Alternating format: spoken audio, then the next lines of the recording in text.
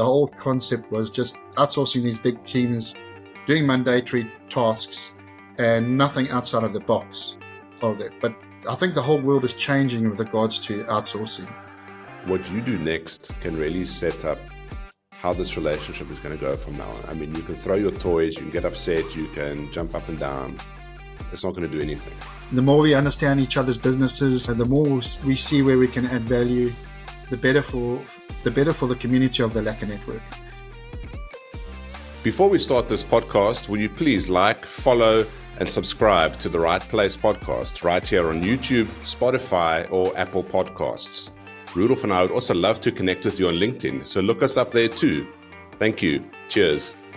You're at the right place. Today I'm talking to Shaun Smith. He's the founder of Outsource SA Solutions, Blossom Technology, and a few other fascinating ventures. He's also a founding member of the Lekker Network, like myself, which is where we connected. Shaun is the guy tech leaders call when the dev team is on fire, deadlines are collapsing, and they need world-class engineers yesterday. But Shaun isn't just about outsourcing talent, he's about building community and truly lives the Lekker Network mantra of, how can I help you? Welcome, Shaun. It's great to chat to you today. Thanks, John. It's lovely to be on. And as I mentioned, it's my first podcast. Awesome, Shaun. No, you're definitely at the right place for your first podcast. So I'm glad we can make that happen for you. Shaun, we are near the middle point of 2025, which appears to be a good spot to reflect on where we are and where we need to be. If a company has been struggling to find high caliber talent in 2025, what should they stop doing and what should they start doing? I think they should stop looking at lower margins. People go try and get cheap resources. I think they should rather go for quality and look at their budgets. I think that's really critical in this day and age. Rather go for quality and pay a little bit more, where you can get you'll get the real quality of your resource.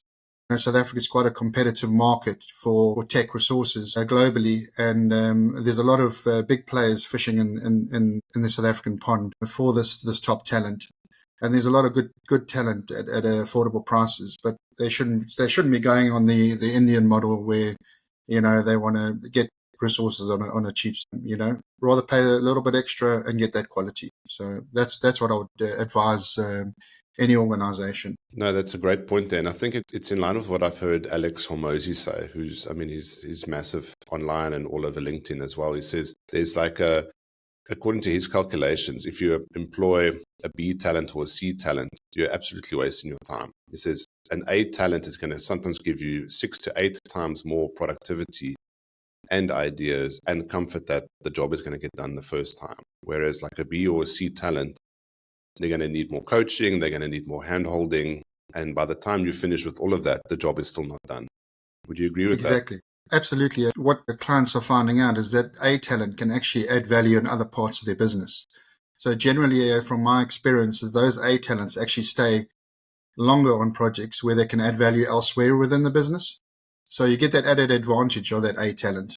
Where they're adding value at the end of the day and contributing to your growth and ideas. And outside of just their tech talent, they can bring the experience to the table to help with further projects or technology that is required by certain clients, etc. They form more of some of the real senior people form more of an advisory slot than just being a techie, if you know what I mean. 100%, Shaun. Now, Shaun, what would you say is your biggest challenge that you are helping companies with in 2025? We are helping, we've got a big project running in the IFS space. So that's for Africa. We're doing the first cloud implementation on supporting clients on training and, development. Yes. And upskilling local resources in South Africa. We actually got a team running out of Sri Lanka for this. So that's a key area of growth for us. And we're looking at expanding that offering out to market through to Africa and through to support in the UK and Australia. We're doing a lot of work in the dev and across all stacks at the moment. And we're also supporting Microsoft CE on CRM projects for clients in the UK. So that's a key area of focus for us. Where we make most of our differences is where there's niche requirements. tough to source, and that's where we make a difference with clients. Is we help them with those resources, and generally we'll pick up other projects off the back of that. That's been our focus, and that's where we're focusing on at the moment. We do have other requirements outside of IFS and Microsoft, mainly in SAP, which is where we first started out. So we do help companies in SAP environments on projects as well as individual. We're also helping a lot of startups as well at the moment through the Lekker Network, where we help startups, we help big corporates with one or two resources or teams that we can put together. So that's sort of what we're focusing on at the moment. So we've got a sort of mixture across the board. Excellent, Shaun. And Shaun, would you say that it's in the best interest of a tech company to have an outsourced component to help them accelerate scale? Absolutely. Look, a lot of the, from my experience, a lot of the tech companies and consulting houses all have their own recruiters. But we are, we add value to those recruiters sometimes. We've got a very good experience, people in-house that come with London recruiting backgrounds. My business partner, Ben, he's a London recruiter by trade, so he actually helps the clients in this space. So we add a lot of value from our expertise. My consulting background, Ben's recruitment background, we've got a blend of that. So we've got a sort of a consultative approach to our business. And that's where we add a lot of value from our experience to a client and tech companies, either partners or, direct clients. And then, Shaun, a follow-up question on that is, you've seen it from the consulting space, the outsourcing space. One of the new terms being thrown around a lot is like fractional CIO space. How do you see that working in the tech world currently? I think everybody's talking about fractional at the moment. It's a bit confusing, to be honest. I think it's just a common word, and they're putting a nice title to exactly what they're doing. It seems to just be an add-on in the front. But fractional, like I said, I'm finding it hard to come to terms with. But I suppose with this new day and age and this AI elements around it, there's got to be some fancy words. But for me, it's just proper consulting, really. And it's basically doing what they're doing, but maybe on a higher level, advisory element of it. But it's still, whether it's a CMO or an audit function, whatever, it's still, for me, it's a high-level management consulting term. Cool. Thanks, Shaun. I understand that term. I think the landscape, every couple of years, you see these new terms to describe someone helping your business, from like consulting, outsourced, insourced, all these type of terms. As long as they do the right job for the right price and get results, I guess it doesn't matter what you call them. And Shaun, you mentioned AI briefly. What has been the impact of AI on your outsourcing model? Are you seeing it as a threat, or are you seeing it as something that's helping you come up with better solutions for your clients? Absolutely. Turnaround time is definitely improved. I think you've got to be very careful on what tools you use in the AI space, especially around cybersecurity. Look, we are a Google house, so we use Gemini a lot in our business, and it's secure. And I use it on a daily basis, depending on whether I'm doing a compliance audit or advisory for a client. I'll utilize to make sure I get the right regulations and we are compliant to different countries, etc. So from an HR perspective, we do contracts. So that helps us from an HR internal operational perspective. We use the, Gemini a lot to make sure that we are getting the right laws, compliance, phrases, etc. And we've also utilized it from a CV perspective. We're running through CVs through AI. But I think we just got to tread carefully around that, but it is adding value on a day-to-day basis, for sure. It's improving, your time spent on other aspects of the business. No, that's great, Shaun. And have you found that the people, your clients, or the people that are approaching you to help them with outsourcing, are they requesting more help with AI? Are they asking for people with a little bit of AI background or expertise to add that expertise to their teams on the internal side? We don't get a lot of it at the moment. Obviously, there's stuff on the engineering side. We've had a few requirements this last week or so. I suppose it will pick up now, where there's got to be these engineers or developers have to have a certain AR limit, because AR element of their experience. But there's not a lot of them around, because obviously AR is new and AR is changing on a daily basis. And as we've seen in the Lekker Network AI group, there's a load of these tools out there that are just doing stuff for you. Some in a good way, some in a bad, a really worrying way, where you can replicate other people's websites, etc. So there is a lot of demand for it. I think there's always going to be a demand for engineers and tech developers in the space. They say AI is going to replace everybody, but I don't think so, because it's moving so fast that you're going to need tech guys to either pull it back or enhance it a little bit more or develop the current trends. I know there's a lot of governments looking at the way AI is going. So there's going to be a lot of regulations around it and how they're going to actually stop it in its tracks at some point and say, we need to breathe now, and we need to see what this is actually doing and how it's impacting people's lives, people's personal data, because, they have the impact on POPI and GDPR is going to be massive, I think. And I think regulators, government bodies are starting to wake up now and go, oh my gosh, we need to really have a look at this and be aware of what's actually out there and what's happening and what tools are being developed. So that's my personal opinion. I can see it I like that. slowing down a little bit so people can really take stock. Yes, and I think that it reminds me of what Sam Henrink said on the podcast recently as well, is that when things are moving so fast, it's actually better to intentionally slow down and just take stock of what's actually happening, because it's easy to get caught up in the excitement of new tools and new solutions popping in and out all day long. But what are the basics and how can I use the most basic AI tools just to make my day run a bit smoother or my team be a bit more effective? Because you can get a lot of value out of that instead of just chasing all these nice new shiny objects the whole time, where it's impossible to actually keep up to speed. Absolutely. We've got to take a breather, take a step back, and see what's best for your business, and see what's best for you as an individual, on how you manage your day-to-day activities around this, because you get consumed in this whole AI space, and it can be overwhelming, and there's just too much out there.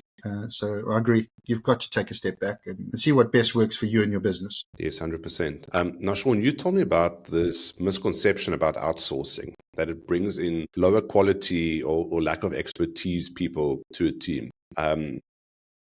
Break this down a bit for me, and then what do you do at Outsource SA to counter this? Yeah, so people have a misconception about outsourcing. Outsourcing can either be an individual or a team, as I mentioned before. But the outsourcing element is people have got this thing of pushing teams out and people working to a clock. And I've seen it myself. I've done it to India. I've done it to Mumbai and Pune, where it's a clock watching scenario, and they get given tasks, and that's it. That's what they do on a daily basis. Where we add more value is we have a look at your whole infrastructure, your projects, etc., and how we can add value from an outsourcing perspective. So it's just not one task. It's how we can add value as a business to multiple tasks within your business, and how can we multitask one of our resources to do different functions within your business. So I think there's that misconception of outsourcing as just teams and hundreds bums on seats, and that's not what we want to focus on as a business. It's how we individually have our resources working in your business and how they can add value across the board. And we recruit people in with the skills that can add value in different aspects of your business. So that's a different sort of perspective that we're putting on outsourcing, and we want to add value with the right resources, with the right long as we understand the requirements. We have people internally that are working for us that can add value across operational parts of people's businesses, and we can either recruit in as long as we get the right requirements for your specific roles. So that's the whole conception. Everybody said outsourcing And that's what the whole concept was, just outsourcing these big teams, doing mandatory tasks and nothing outside of the box of that. But I think the whole world is changing with regards to outsourcing.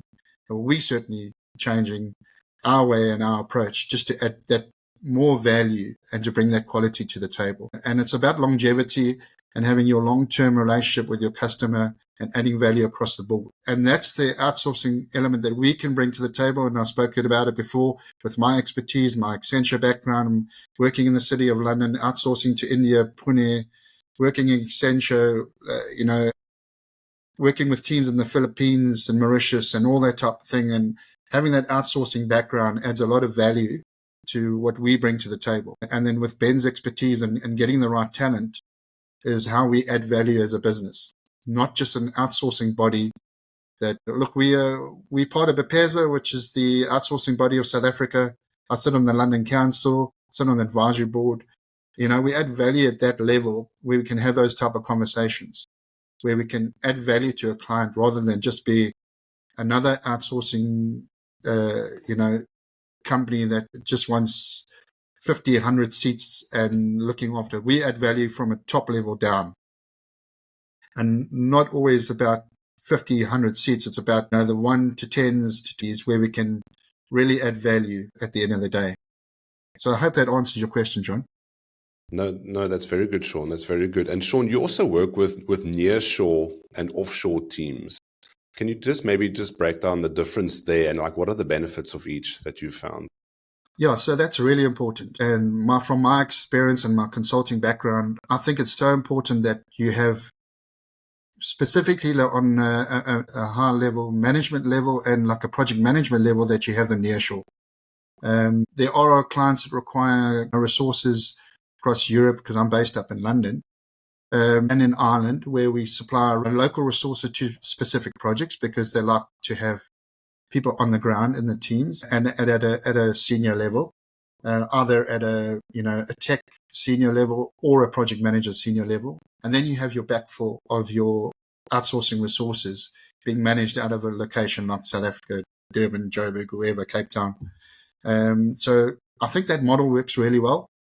But there's are elements of clients that they want people on board, like in office. Also, from a language and cultural perspective, I think it's really important that you have someone in-house on the ground at the client that can actually communicate the team's concerns, efforts, or, between both the client and the consultants working offshore. So I think that's really important, and it's a really a successful model, in my opinion, and from my experience. No, that's good, Shaun. And then, Shaun, when you've gone through the process, you've joined up with a company, you're going to be bringing an outsourced team on board for them. How do you ensure that almost that smooth extension of the outsourcing team and the core team? Tell me a bit about that process of onboarding, getting the ducks in a row, introducing the team members, and kind of like dividing up the roles and responsibilities now, because I can imagine it can be quite an upheaval for the core team to suddenly be working with 10 new strangers. Tell me a bit about that dynamic and how that works in practice. Yeah, sure. So we have a core operational setup team, a customer success manager within our business, which is our group HR. And from an operational perspective, Dylan and myself work closely together on the onboarding process, set out a statement of work with the customer, align that with the consultant, so the statement of work is backed up from both sides. That's how we operate, and then we build a good relationship from an operational perspective. Dylan then builds that relation with the onboarding team from the client side. We get introduced up front into that process, or Dylan gets introduced up front. He communicates effectively with the onboarding team and then introduces, then Ben gets involved in regards to the recruitment. And we all, as a team, are involved with that client from the start. And then our ongoing support of that client and follow up from a consultant perspective, where we get feedback from the client. So client feedback is really important on a monthly basis on how our consultants are performing. Dylan then also follows up from the consulting side to make sure that our consultants if there's any concerns or problems with delivery, etc. So we've got a twofold way of working, and that's how we operate. To build that relationship internally, to build the trust, to make sure that our consultants are sort of also aligned to the requirements of the client. And yeah, that's sort of our approach. No, excellent, Shaun. And Shaun, how do you handle it if you've got a rock star on your outsourcing team and the client that this person is working for wants to poach them, wants to take them on board and become part of their core team or their head office team? How does that work in practice? Because, I mean, you've done all the hard work to get this person there, they're part of your outsourcing team, and you may be hoping to use him on other projects. Tell me about that.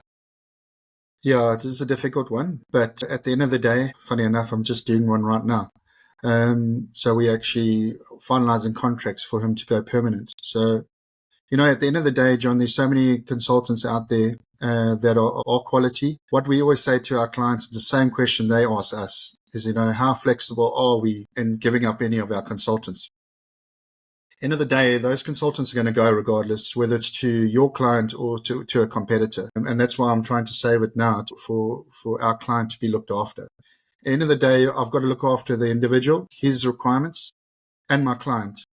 So I believe in looking after the client, and if the client is happy, and I can't be pretentious around my consultants because there's loads of consultants out there, and it happens all the time. I'd rather have a good relationship with the client, look after them and the consultant's interests. If they both feel happy to, that it's a match made in heaven, then and they're going to be comfortable, I'll make sure our consultant gets looked at from a financial perspective, and that I obviously get compensated. So, but at the end of the day, it's the client's interest and the consultant's interest, and that's the relationship I go into my clients. I will get other requirements from those clients if I have that whole openness and collaborative approach to a client. And that's how I build my relationships from the start with those clients. So they feel free. They don't have to go and steal my consultants or approach them. They know from the start they can have that conversation with me. And I think that's really important from my relationship with the client and that perspective. So, yeah. I know some people are very guarded in that regard, but we operate totally differently.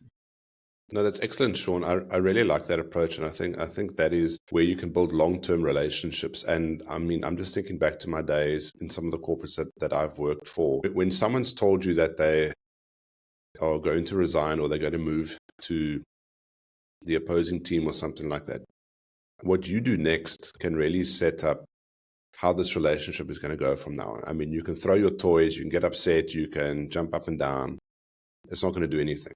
But if you understand that this person's had to make a difficult decision and they have to make a decision for their future, for their career, for what they want to do in life, for their family, and if you can support them in any way and understand and have this like maturity that these things happen and already have had that conversation, then you can maintain that relationship. And you never know. I mean, the wheel turns and maybe this person comes back and they leave your company for 5 years. They go and do a whole bunch of crazy cool stuff. And then they come back into your network and into your business, and they come back bigger and better, and you can work together again.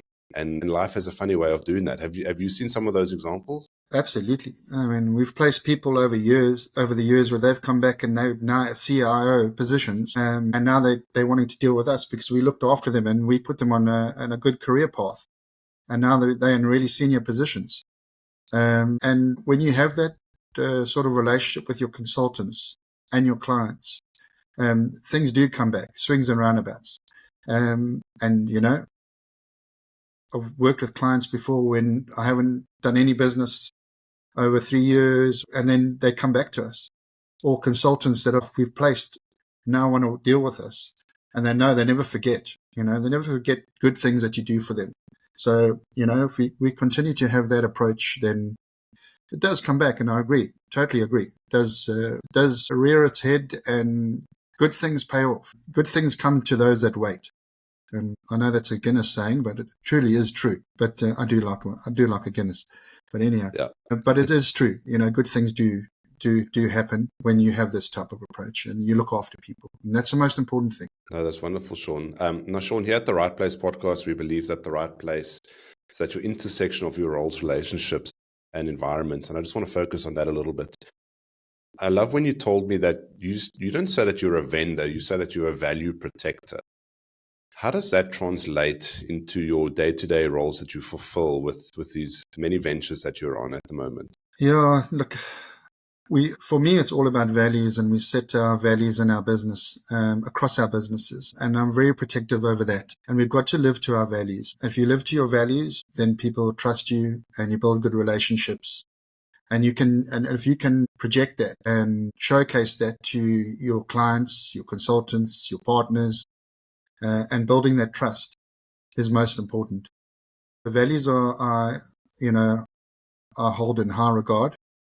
And we, as a team, and I install that through our team, and we all live to those same values. We went through a strategic program last year around values, and everybody that we bring on within our organization have to align with our values. And if they don't, and those are key questions that we ask our team or the people that we want to bring on board. And if they're not aligned to those values, they don't get brought on. So that's really key for our growth, is we have the right people in our organization living to the values that we've set. And we've gone through an exercise, as I said, but everybody within our business has contributed to those values. And so everyone is aligned. Everyone knows what we're all about and how we go about our business and how we act on a day-to-day basis, both internally with each other and externally with our clients or partners, and even with our consultants. So we all have this similar type of approach, and it's working for us as a business. Since we changed that, it's working for us as a business. We went through a big cultural change last year, and we're now a member of the Pacific Institute, and connecting the dots. And I know that's quite a good phrase we use in the Lekker Network. So we are connecting the dots. But funny enough, we've been through that program, and it's a change management program, and it's excellent. So we are a member, and it's out of the UK in a global network. We live to that. Yeah, it's added huge value to us as a business. No, that's excellent. I think it's important for a business to be grounded on something. It needs to have gone through some ups and downs, needs to have chewed glass, eaten concrete, as my friend Darren Lee always says, and then to find these core values that you can hold on to, because that's going to determine everything else that you do in the business. It's going to determine who you collaborate with, who you partner with, who you seek out, how you approach marketing, how you approach tough times. So if your team is built on these values, then those are the types of organizations and the people and the relationships that you're going to attract. But if you're trying to please everybody and trying to be everything to everybody, you're going to attract the wrong people. And then you're going to also isolate, and you're not going to attract the right people. So you're going to end up doing business with bad people, bad clients. You're not going to grow in the right way. And I really think there's something for just standing still long enough and focusing on this core work, because it's going to pay off dividends for many years to come. Yeah, I think what I didn't mention is impact. Now, impact on your team internally, impact on your customer, impact on that client, your partner is really critical. We got nominated for the Impact Sourcing Award last year at Bepeza because of the good stuff that we do. We didn't win it, but we're in the top 3, which is, for a growing organization, we are very proud of it. But we want to make an impact on our staff. Our staff want to make an impact on each other, which I think is very important. And we want to make an impact on good clients, as you mentioned. It's really important to have those good clients. I'd rather have a handful of good clients than 50 clients, where I'm really making an impact, making a difference, and adding that value. So impact is a big word for us, and our values are built around impact. And that's what That's excellent, Shaun. Shaun, you told me you got a special relationship with your mentor, John Antunes. Tell me how that relationship has helped you grow personally and also help on the business side. And what do you respect most about John? Yeah, John's been it actually came out of the blue, because I know John from many years back, and our football days growing up, funny enough. And it just came on another WhatsApp group of a very good friend of mine in Durban, and put it on our group saying, got this guy in London that needs some tech help and some guidance, and can anybody help? So I put my hand up, as I do, John, as you know, the helpful person that I am. And he put me in touch, and then we realized that we actually knew each other. That was about 3 years ago. And John's had a very great career in building businesses and scaling them up and selling them and big corporates. I got to work with John 3 years ago, helped him, his team. We've still got his ex-team, so we've still got people working there and have done for the last 3 years in the UK. And John and I have built up a great relationship over the years. So I decided this year that I needed a mentor to really get myself in line, to scale my businesses. And I looked at John and I thought, from his expertise, everything that he's achieved, and the like-minded person that we are, and the friendship that we've built, which is most important, and the trust, as it goes back to what we were discussing earlier on. They're like-minded, and we both support Man United, which does help, but for our sins at the moment.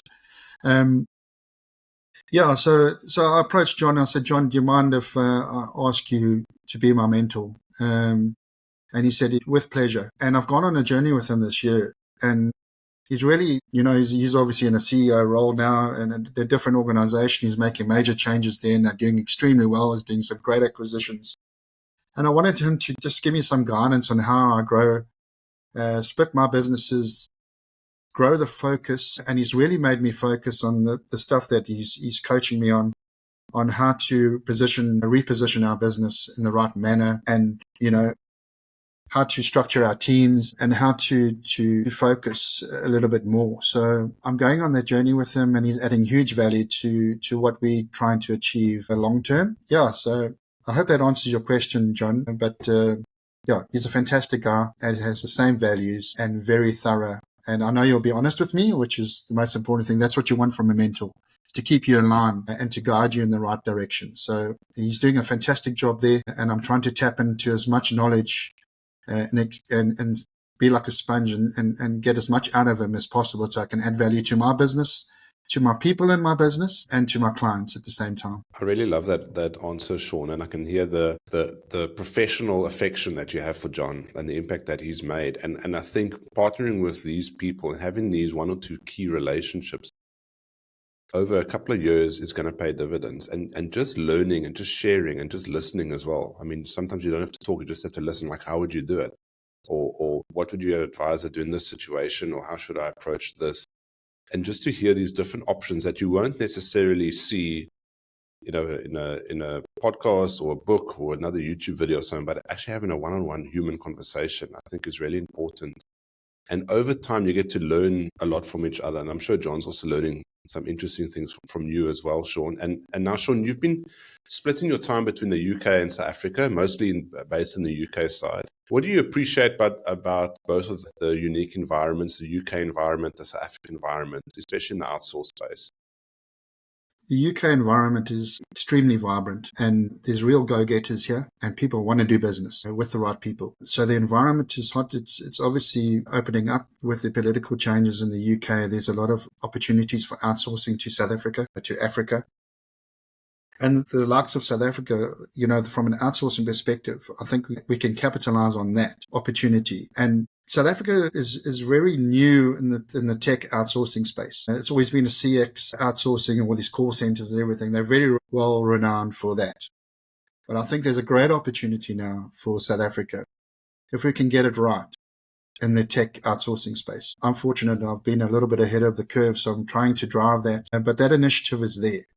There's a lot of companies in South Africa doing good business without it even being on the radar, and I'm coming across it on a daily basis. So there's lots of good tech companies doing outsourcing, have done for a number of years without even people knowing about it. It's a very encouraging environment and a great opportunity for South Africa to create jobs. And there's a lot of interest at the moment, which we're getting in the operational side of outsourcing, just your ops or back office or virtual assistants and things like that. The more we can showcase that as a country in South Africa, the better for us as a country. We've got, as you know, a lot of immense talent in South Africa, a lot of educated people. The time zone's good, the language is good, and the people are fantastic, and people love South Africans. When you speak with people here, a lot of people like to outsource to particularly Cape Town, as you know it, because of the scenery and the wine farms and all that type of thing. People can go down there and visit their teams in a wonderful environment. Cape Town's been nominated as the #1 city in the world not so long ago, as we know. Yeah, so that's, it's very encouraging. As long as we can get it right and get the right message out to market for outsourcing and the benefits of it to the world, South Africa's got a great opportunity to capitalize on that. No, excellent, Shaun. I 100% agree with you there. And Shaun, talking about South Africa and the UK a bit more, you, like me, were a founding member of the Lekker Network. I think you joined right from the get-go. Tell me about your experience so far. You've obviously seen it from both sides, on the South Africa side and the UK side as well. Tell me a little bit about your experience and maybe some of the cool people you've connected with and even done business with. Yeah, it's been a hell of a journey, John, as you know, and it's been an amazing journey. I always said that when I was getting involved in it, it's going to be it's for long term rather than short term. I've run a campaign yesterday because I'm trying to help Gary Kirsten and the Catch Trust just to sell a few more extra tickets to Lords this week, as an example. And that was via Nick. Getting access to these type of people and trying to help these type of people is amazing. I get goosebumps when I talk about it because I've never had access to these type of people. I've always wanted to try and reach out to the likes of yourself, or I didn't even know you existed. There's a lot of that happening now in the UK, where a lot of people are coming out of the woodwork, basically. And we're making such a statement as the Lekker Network at the moment. I know there's a lot of networks around the world that do the same similar type of thing, but I think this is different. This is truly an inspirational environment where it's more personal, that people want to help each other. And as you've seen it on the group, I mean, it's crazy. So the experience for me has been amazing. Got to, particularly in the UK, get to understand and meet a lot of awesome people. Have access to these people now. I think there's 52 plus of us in the UK, and that's going to grow. As I said, I've got that campaign running at the moment, not only for the cricket, but also to advertise the Lekker Network. I've got a few interests since yesterday on the Lekker Network saying, tell me more about it. So I think Nick and Rainier are going to be busy people over the next week or so. Yeah, so it's amazing, the experience that I've had with South Africa, meeting some wonderful guys as the founding members. I think that's really, I mean, that party or the launch that we had in Cape Town was off the chart, was amazing. And the walk in the morning up in Lion's Neck was a great experience for me. I'm so scared of heights, I nearly died that day, but it was a great experience. But that's what it was all about. And it's about team spirit, bringing people together, like-minded people, having the same passion and also values. I think that value element of the Lekker Network is truly special. And I think we're creating an environment where we've got the right people coming to the table or being in the organization. And I mean, it's just, I promote it on a daily basis because I'm passionate about the people like yourself that are in it, that, really feel the value and the passion that we have for each other. And it's also about the respect and building the relationship. We never knew each other, and it's only going to get stronger. And the more we understand each other's businesses, the more we see where we can add value, the better for the community of the Lekker Network and the people that are coming into it, or the entrepreneurs or the people that need help, the youngsters that have got ideas for, for any type of business. I think there's different businesses within the Lekker Network, and people can add value across the value chain, across business. We're speaking to people in the US, Australia, people that are like-minded or need help or need our help. And we're doing business with each other, which is, you've got a network now where you can tap into each other, not only for knowledge, for links to technology or advice on technology or requirements from a resourcing perspective, or, need help with whatever, building apps or whatever, and just helping each other where we can. So I think for me, it's been an amazing experience, John. I don't know about you, but it's been off the charts, and I live, breathe, and speak the Lekker Network on a daily basis if I can, because I want this to work.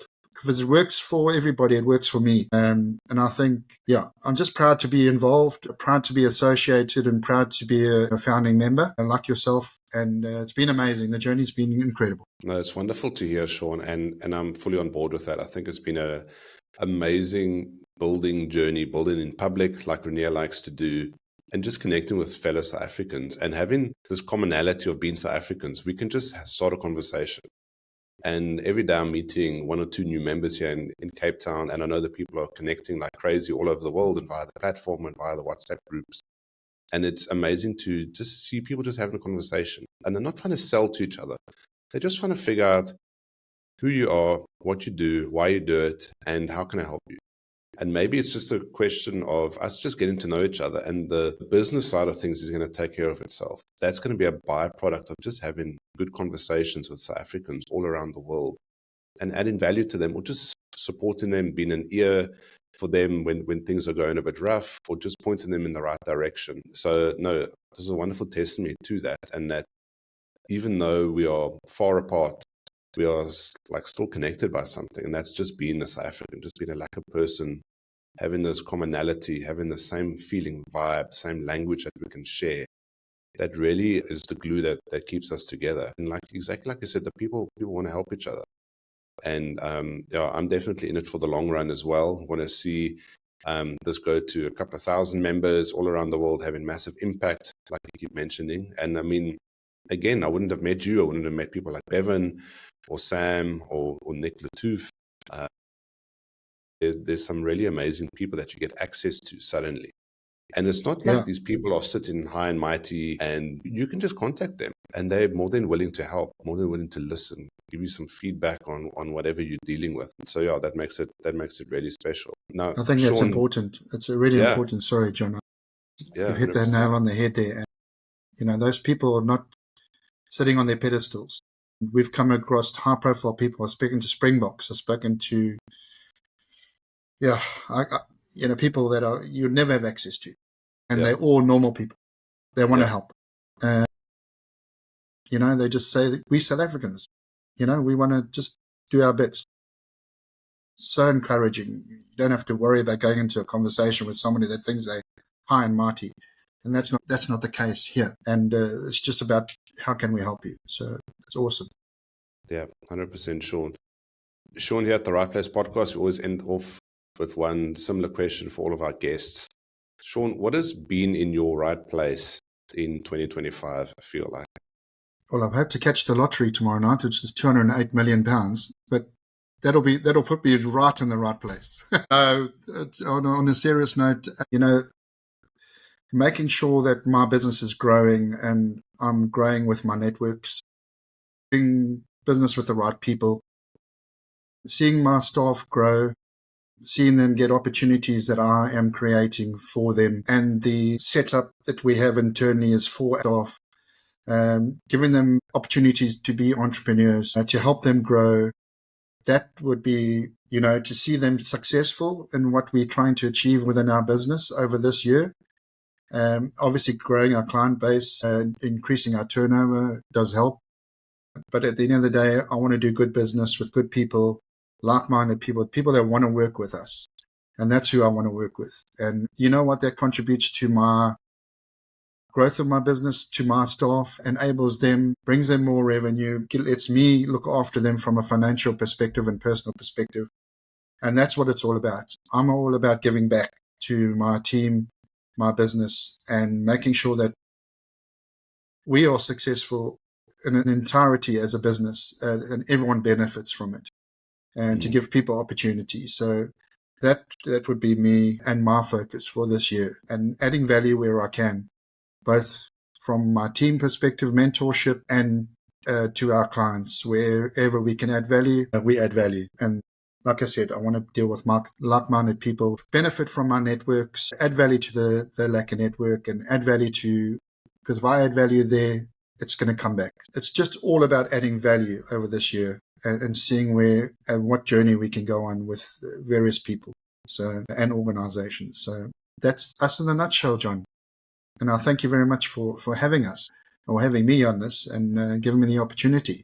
Particularly, it's my first podcast, as I've said before. So Yeah, Yeah, thank you, John. thanks, Shaun. Thank you very much, Shaun. No, that's a great answer, and I think at the heart of it all is doing business with the right people at the right time, the right place, and doing things the right way. And I think that's really important. And like you said, that value and that direction that you're aiming at is going to attract the right people, and that is going to help you find your right place, and hopefully the 208 million pounds one day as well.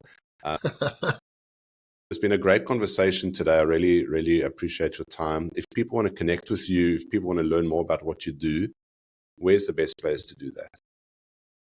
Look, they can just email me or get me on LinkedIn, message me, or contact me at shaun@outsource-sa.co.za, and let's have a chat. I mean, I'm open to people to get me on my WhatsApp.